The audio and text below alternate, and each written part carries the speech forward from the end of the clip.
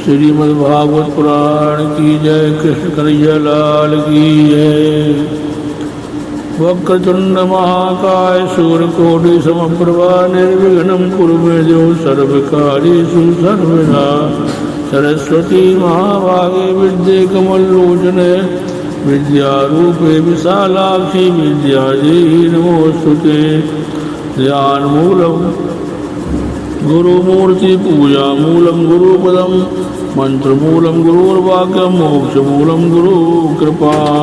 बोलो सद्भगवान की जय। कृष्ण वासुदेव सुतं देवं कंसचारूढमर्दनम्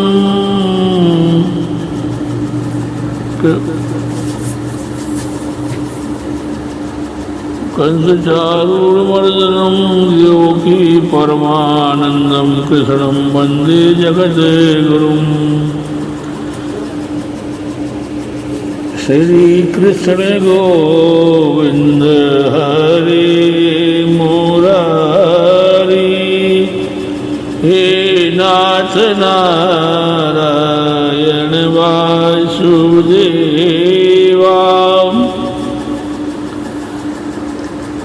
श्रीमद्भागवत पुराण कथा में पंचम स्कंद में जगत के समक्ष मानव भी नाटक कर रहे थे कि पागल हैं। भरत जी का चरित्र सुने। ज्ञानी पुरुषों के ध्यान में लोग संग्रह बाधा रूप है। सांसार व्यवहार की कहीं माया न लग जाए, इस हेतु से भी परमात्मा नारायण की आराधना करते हुए एक दिन खेत में बैठे हुए थे। श्रीमन नारायण नारायण नारायण श्रीमन नारायण नारायण नारायण। एक भील राजा ने संतान थे। उन्होंने मनोती मानी हुई थी कि संतान होगी तो मैं भद्रकाली को नरबलि भेंट चढ़ाऊंगा। पुत्र का जन्म हुआ। राजा ने आज्ञा दी कि किसी नर को ले आओ। राजसेवकों ने जड़भरत को उस खेत में देखा। उन्होंने सोचा कि यह अच्छा तगड़ा है, इसे ही पकड़ ले जाएं। संसार के लोगों की दृष्टि में संत पागल है और संतों की दृष्टि में संसार से फंसे हुए लोग पागल हैं। उन वीर राजसेवकों ने भी भरत जी को पागल ही मान लिया। वे उन्हें पकड़कर भद्रकाली के मंदिर में ले आए। माता जी को बलिदान दो, किंतु किसी जीव का नहीं। काम क्रोध लोभ आदि दुर्गुण ही पशु है, उन्हीं का बलिदान दो। देवी भागवत में भी यही बताया गया है बलिदान का।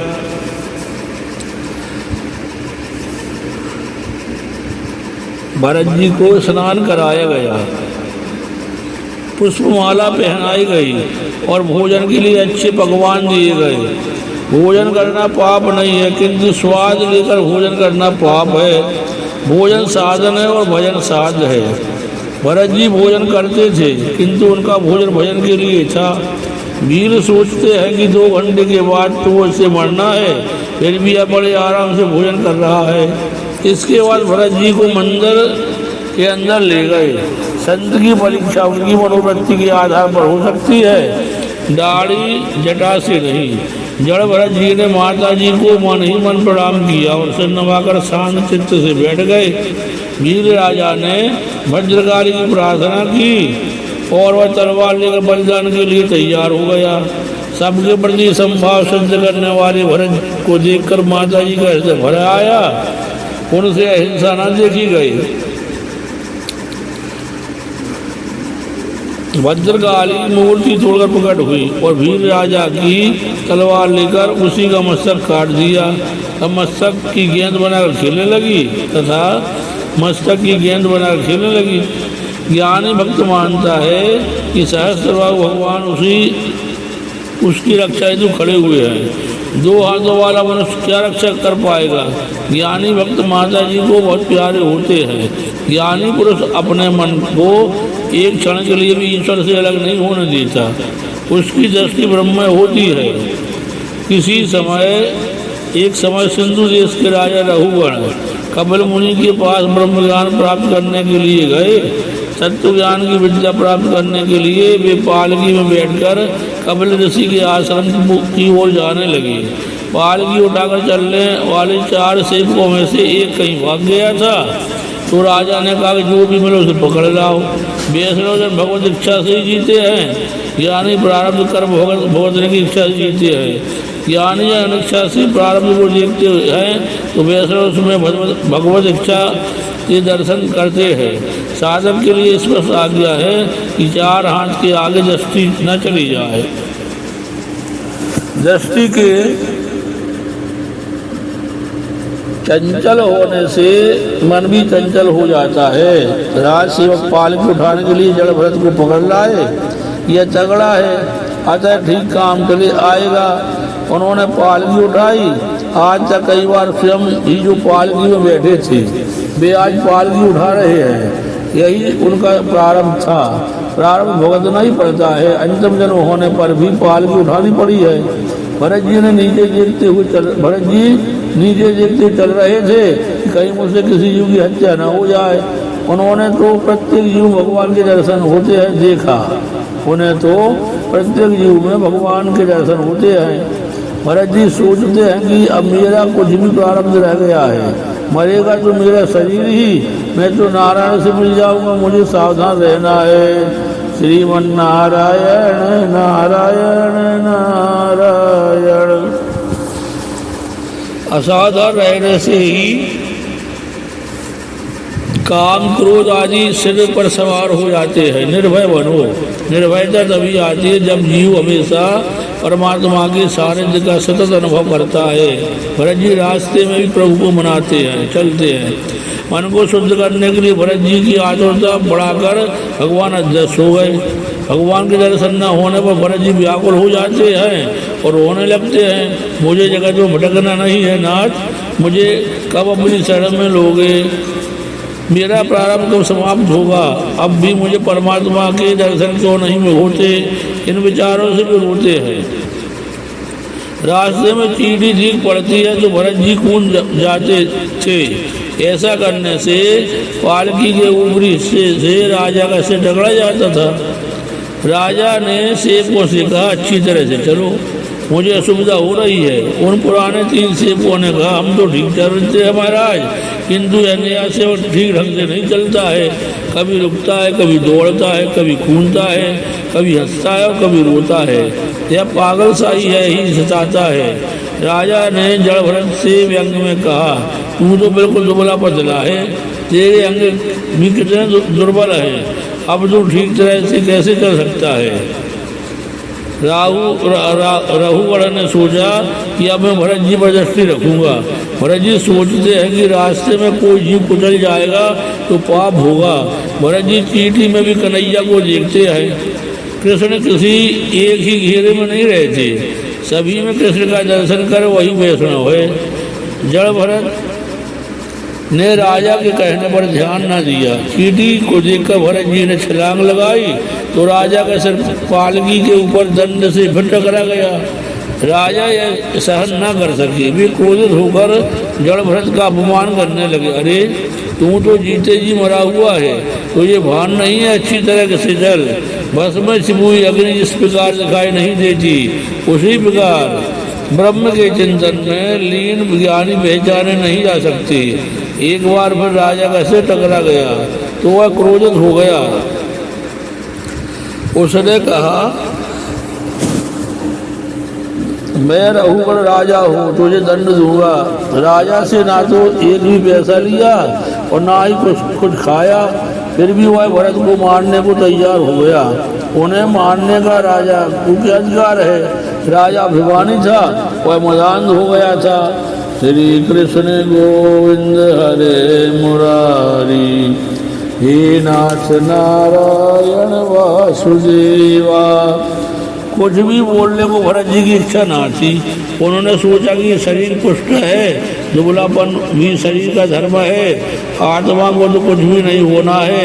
यह राजा मेरे शरीर से बातें करता है, अतः उसके साथ बोलना आवश्यक नहीं है, मैं मौन ही रहूँगा। भरत जी फिर सोचने लगे कि मेरा अपमान कुछ भी महत्व नहीं रखता, किंतु मैंने इसे उठाया है। वह रघुगढ़ राजा यदि नरकवासी होगा तो बरसवीं बरस से सत्संग की महिमा नष्ट हो जाएगी। लोग कहेंगे कि महाज्ञानी भरत जी ने जिनको अपने कंधे पर उठाया वह भी नरकवासी हुआ। जगत में सत्संग की बड़ी महिमा है। बिनु सत्संग विवेक न होई, राम कृपा बिनु सुलभ न सोई। चाहे जो भी हो, किंतु राजा को जब मैंने अपने कंधे पर रखा ही है तो मैं उसका उद्धार भी करूँगा। उन्होंने राजा को उपदेश देने का निश्चय किया। सत्संग की महिमा को निभाने के लिए आज जड़ भरत ने बोलना चाहा। आज तक वे मौन ही रहे। राजा के लिए उन्हें दया आ गई। राजा का कल्याण हो। कपिल मुनि के आश्रम में तत्व ज्ञान का उपदेश प्राप्त करने के लिए राजा जा रहा था। उपदेश लेने के लिए तो दीन होकर नम्र होकर जाना चाहिए, जबकि यह राजा तो अपना अहम भाव साथ लेकर जा रहा है। वह अभिमान लेकर जाएगा तो ऋषि उसे विद्या नहीं देंगे। आज मैं उसे अधिकारी बनाऊंगा। रघुगण राजा भाग्यशाली है। भागवत के संत मृदभाषी होते हैं। सुदामा भी बहुत कम बोलते थे। मौन रहने से माया का बंधन करता है। मुझे जैसे संत का अपमान तो मैं सह लूंगा, किंतु परमात्मा सहन नहीं करेंगे, वे से दंड देंगे। यह सोचकर आज भरत जी को बोलने की इच्छा हुई। राजा का कल्याण करने की उनकी इच्छा हुई। बोलो तो ऐसा बोलो कि सुनने वाले का कल्याण हो। भरत जी कहने लगे, हे राजन, यह सत्य है कि मैं पुष्ट नहीं हूँ, पर तुम्हारे कथन से ना तो मेरी निंदा हुई है और ना ही उपहास। मोटापन है, दुबलापन तो शरीर का धर्म है, इससे आत्मा का कोई संबंध नहीं है। हे राजन, मैं जीते जी मरा हुआ हूँ। ऐसा जो तुमने कहा वह भी सच ही है, क्योंकि सारा जगत ही जीते जी मृत सा ही है। वह पालकी भी मरी हुई है और उसमें बैठे हुए तुम भी जीते होने पर भी मरे हुए ही हो। सभी विकारी वस्तुओं का आदि और अंत होना है। जो जन्मे हैं उन सभी को मरना है। राजन, तुम भी मरे हुए से ही हो। यह शरीर सब के समान ही है। आत्मा और शरीर से के धर्म भिन्न है। आत्मा निर्लेप है। आत्मा मन का दृष्टा है, साक्षी है। ज्ञानी पुरुष ईश्वर के सिवा अन्य किसी वस्तु या व्यक्ति को सत्य नहीं मानते। सभी जीवों में परमात्मा विद्यमान है। फिर इनमें कौन राजा है, कौन सेवक है। व्यवहारिक दृष्टि से ये भेद है, अन्यथा तात्विक दृष्टि से तो मैं और तुम एक ही हूँ, एक ही है।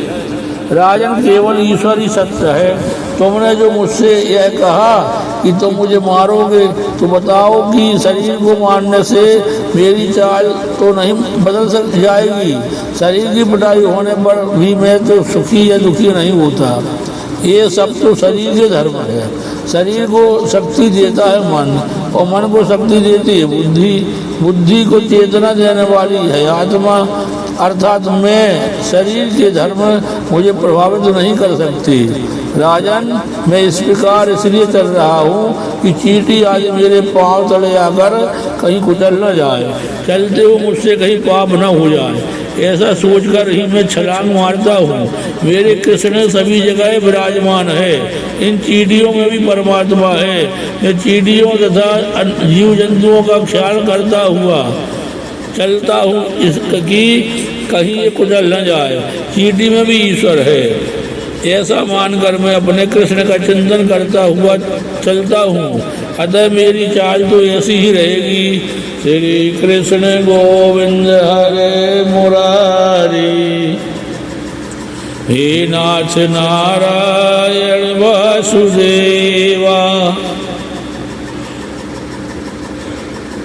श्री कृष्ण गोविंद हरे मुरारी, हे नाथ नारायण वासुदेवा। जड़ भरत, ये ऐसे विद्वतापूर्ण वचन सुनकर राजा ने सोचा, ना ना, यह पागल नहीं है, यह तो कोई परमहंस है, यह ज्ञानी महात्मा है।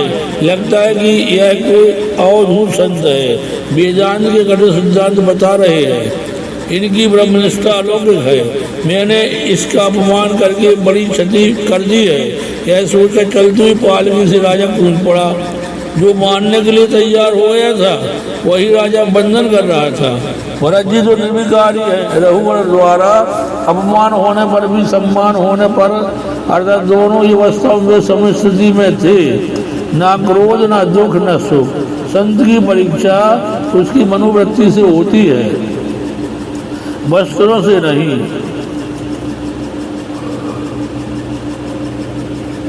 सम्मान या अपमान होने पर भी वही समता माना अपमान में संत की वृत्ति सम ही रहती है।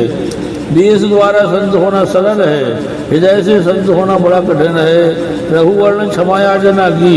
वह बोला कि आपके अपमान करने वाले का कल्याण कभी नहीं होगा। राजा रघुवर ने पूछा, यह सांसारिक व्यवहार तो सत्य है, इसे हम मिथ्या कैसे कहें? यदि वस्तु असत्य हो तो उससे कोई भी क्रिया नहीं हो सकेगी। इस प्रकार की मिथ्या घट से जल लाना शक्य नहीं है।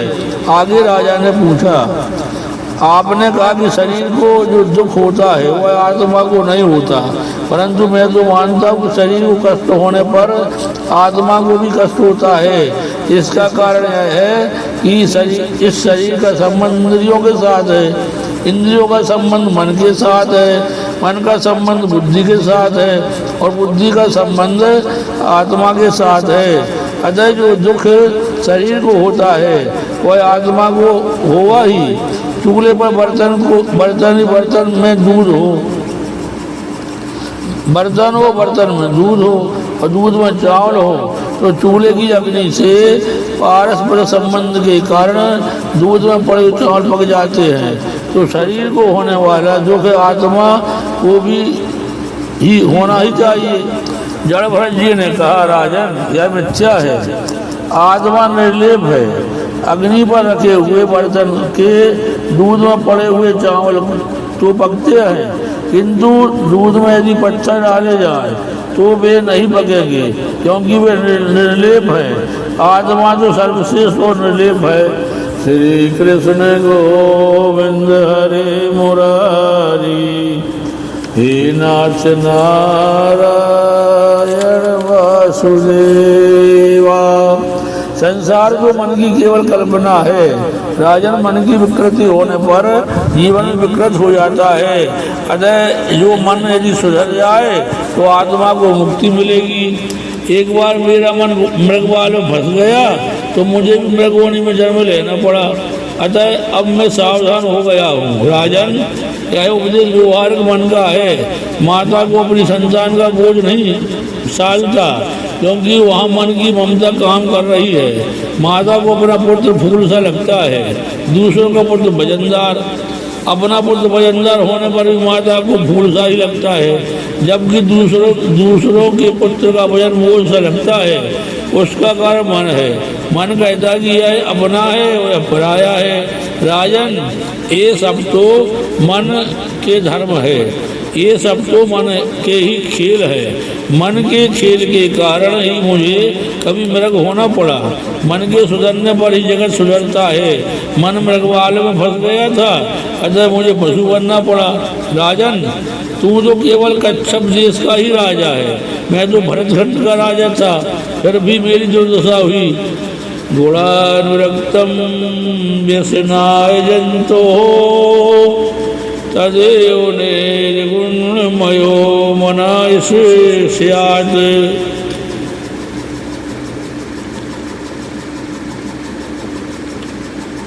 विषयासक्त मन जीव को सांसारिक संकट में फंसाता है और वही मन विषय रहते होने पर जीव को शांति में मोक्ष प्रद की प्राप्ति कराता है। जीव के सांसारिक बंधन का कारण जीव ही है और वही मन के मोक्ष का कारण रूप है। मनुष्य का मन जो विषयासक्त हो जाए तो वह सांसारिक दुखदाता बन जाता है। वही मन विषयासक्त होने के बदले यदि ईश्वर भजन में लीन हो जाए तो मोक्षदाता बन जाता है। श्री कृष्ण गोविंद हरे मुरारी, हे नाथ नारायण वासुदेवा। ऋषियों का चिंतन करता वो मानुष फंस जाता है तो उसका बंधन आत्मा अपने में मान लेती है, स्वयं पर आरोपित कर लेती है। यह सब मन की दुष्टता है। अतः मन को परमात्मा में स्थिर करो। तुम अपने मन को दंड दोगे तो यमराज तुम्हें दंड नहीं देंगे। जिस दिन जीव असत्य बोले उस दिन उपवास करो। जिस दिन कुछ पाप हो या उस दिन माला अलग फेरो। भरत जी कहते हैं, राजन तुम मुझसे पूछते हो कि मैं कौन हूँ, किंतु तुम स्वयं से ही पूछो कि तुम कौन हो। तुम शुद्ध आत्मा हो। जागृत, स्वप्न और सुषुप्ति इन तीनों अवस्था का साक्षी आत्मा है। राजन ज्ञानी जगत को सत्य नहीं मानते, संसार को वे मन कल्पित मानते हैं। जगत स्वप्न जैसा है। जिस प्रकार स्वप्न मिथ्या होने पर भी मनुष्य को रुलाता है, उसी प्रकार है मिथ्या जगत कि मनुष्य को, जीव को रुलाता है। मान लो कि एक मनुष्य सोया हुआ है, वह सपने में देखता कि एक भयानक शेर हमला करने वाला है, तो वह मनुष्य डर जाता है कि शेर मुझे खा जाएगा। ऐसा सोचकर वह चिल्लाने और रोने लगता है। उसकी नींद उड़ जाती है। जागने पर वह देखता है कि वह तो सपना था और सपने के शेर से ही वह डर गया था, किंतु स्वप्न सत्य है। यह बात मनुष्य की समझ में कब आती है? केवल तब कि जब वह जाग जाता है। देखे सपने अनेक प्रकारा। कौन सा व्यक्ति जागा हुआ है विषयों में से? जिसका मन हट गया है, छूट गया है, वही जागा हुआ है।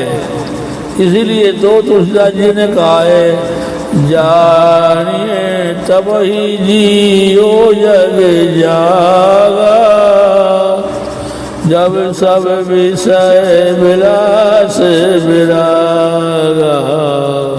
जानिए तब ही जियो जग जागा। राजन इसलिए तो मैं कहता हूँ कि ये सब तो मन के खेल हैं। मन को शुद्ध करने के लिए संतों का समागमन करो। पुरुषों की सेवा से, महापुरुषों की सेवा ब्रह्म की प्राप्ति होती है। महत्यादर्जोभिषेकम।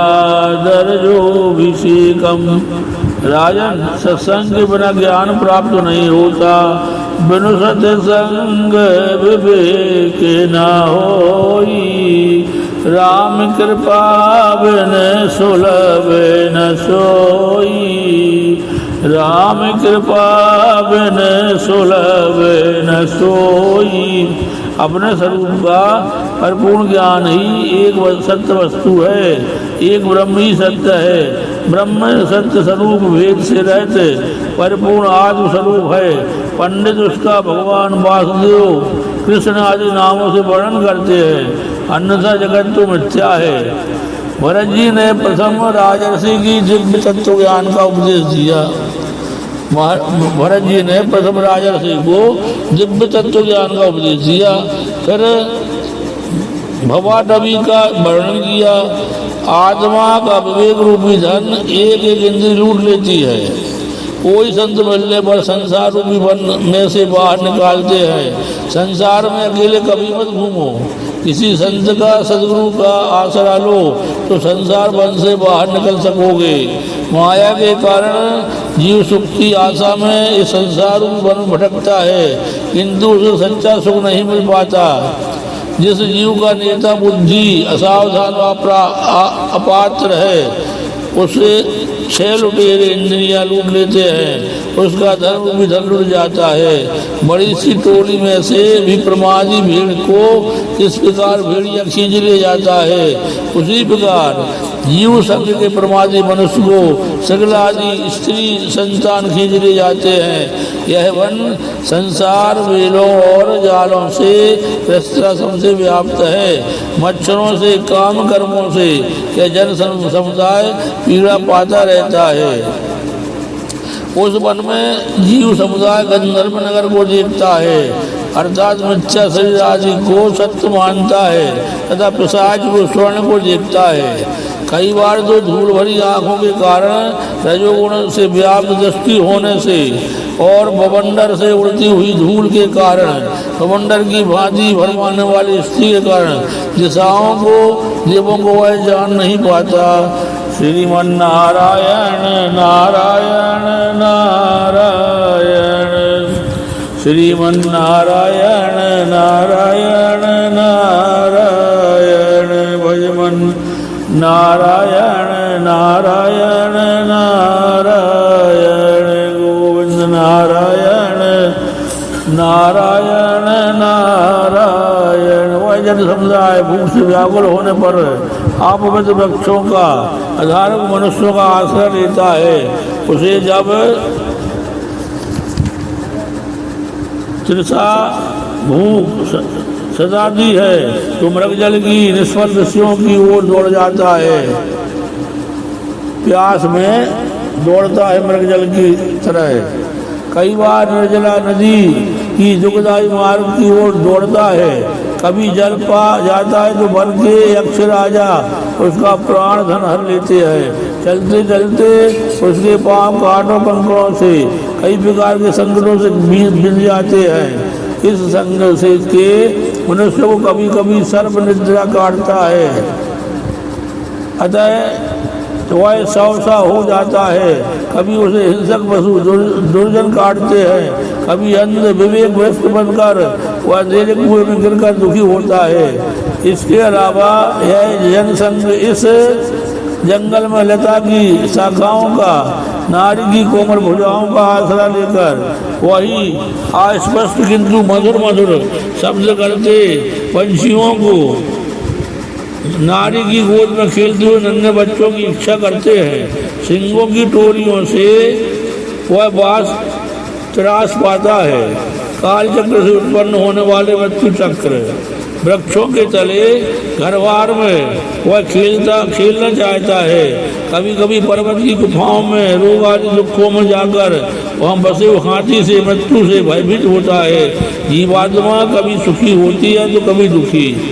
जीव जब भगवान के चरणों का आश्रय ग्रहण करता है तभी कृतार्थ होता है। श्री कृष्ण गोविंद हरे मुरारी, हे नाथ नारायण वासुदेवा। संक्षिप्त शब्दों में कहें तो यह संसार मार्ग दारुण दुर्गम और भयंकर है। मन को विषयासक्ति के बिना श्री हरि की सेवा से तीक्ष्ण बनी हुई ज्ञान का पहाड़ को लेकर इस संसार बन के उस ओर पहुँच जाओ। भरत जी ने प्रथम शिक्षा दी और फिर दीक्षा दी। भागवता श्री का आश्रय लेने वाला कृतार्थ हो जाता है। भरत जी ने प्रभु का ध्यान करते हुए शरीर त्याग दिया। इसके आगे भरतवंशी राजा को वर्णन है। इसके बाद आता है भारतवर्ष के उपास्य देवों और उपासक भक्तों का वर्णन। भगवान नरसिंह के भक्त इन मंत्रों का जाप करते हैं। ओम नमः भगवते नरसिंहाय नमस्ते यस्तेजसे अवीराविर्भो वज्रनख वज्रदंष्ट कर्माशयान रंधय रंधय तमो ग्रस ग्रस ओम स्वाहा अभय अभयम भयमात्मनि भूयिष्ठा ओम क्षोम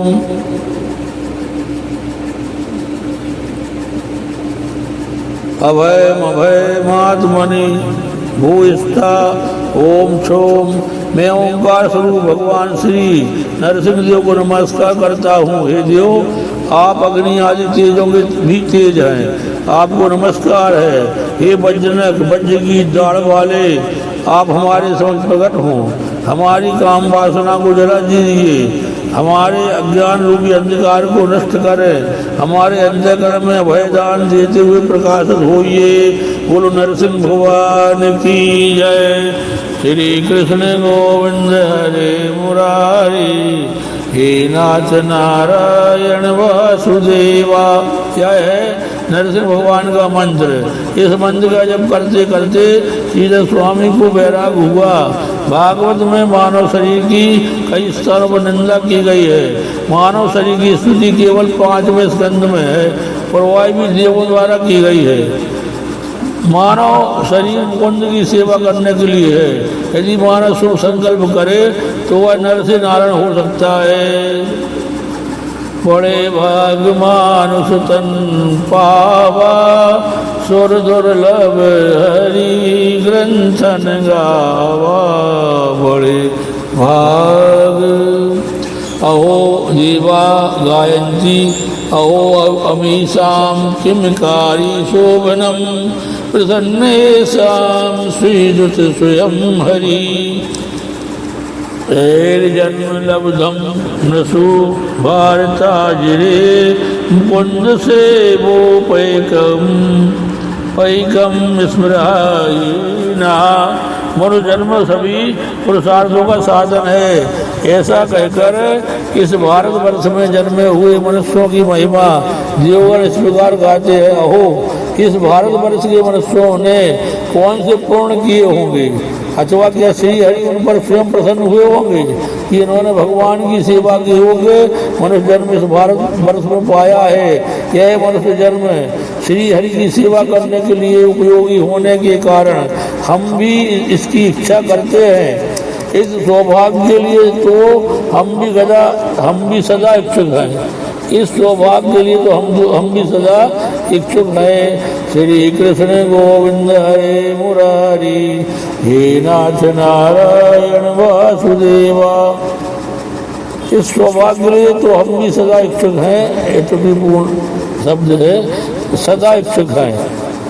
इसके बाद आता है भौगोलिक वर्णन। इस खंड में पृथ्वी के 7 खंडों का वर्णन किया गया है। सप्तद्वीप और 7 समुद्रों का वर्णन है। भरतखंड के स्वामी है देवनारायण। भरतखंड कर भूमि है, अन्य खंड भोग भूमि है। भरतखंड में जन्म प्राप्त करने की इच्छा से देवों को भी होती है। शरीर की भागवत में स्तुति भी की गई है और निंदा भी। इस मानव शरीर से भगवत सेवा मुकुंद सेवा हो सकती है। इस स्कंद में ग्रहों की स्थिति का भी वर्णन किया गया है। श्री कृष्ण गोविंद हरे मुरारी, हे नाथ नारायण वासुदेवा। श्री कृष्ण गोविंद हरे मुरारी, हे नाथ नारायण वासुदेवा। बोलो श्री भागवत पुराण की जय। कृष्ण कन्हैया लाल की जय। पूज्य डोंगरी जी महाराज की जय।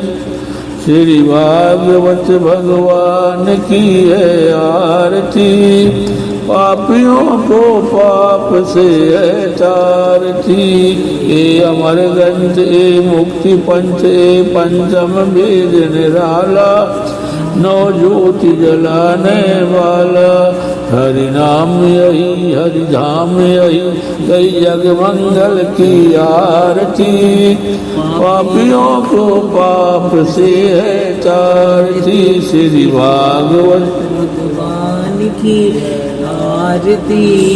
पापियों को पाप से है तारती। ये शांत गीत पावन पुनीत, पापों को मिटाने वाला, हरि दरस दिखाने वाला।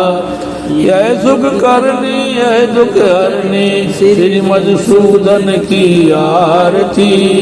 पापियों को पाप से तारती, श्री भागवत भगवान की है आरती।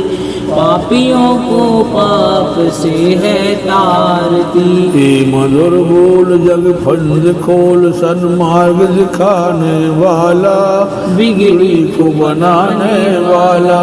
श्री राम यही घन श्याम यही प्रभु की महिमा की आरती। पापियों को पाप से है तारती, श्री भागवत भगवान की है आरती। पापियों को पाप से है तारती। बोलो भागवत मैया की जय। कृष्ण कन्हैया लाल की जय। पूज्य डोंगरी जी महाराज की जय। गुरु महाराज की जय। सियापति रामचंद्र की जय। उमापति महादेव की जय। वृंदावन के बलराम जी की जय। पवन सुत हनुमान की जय। माता पिता की जय। गुरु गोविंद की जय। धर्म की जय। जय जय सीताराम। भक्तिहीनं क्रियाहीनं ज्ञानहीनं सुरेश्वरा यद्पूजितं मया देव परिपूर्ण तदस्तु मे। यदक्षरपदमात्राहीनं तु यद्भवेत् तत्सर्वक्षमतां देव प्रसीद परमेश्वरा। पूर्व विष्णु भगवान की जय। श्री कृष्णार्पणमस्तु।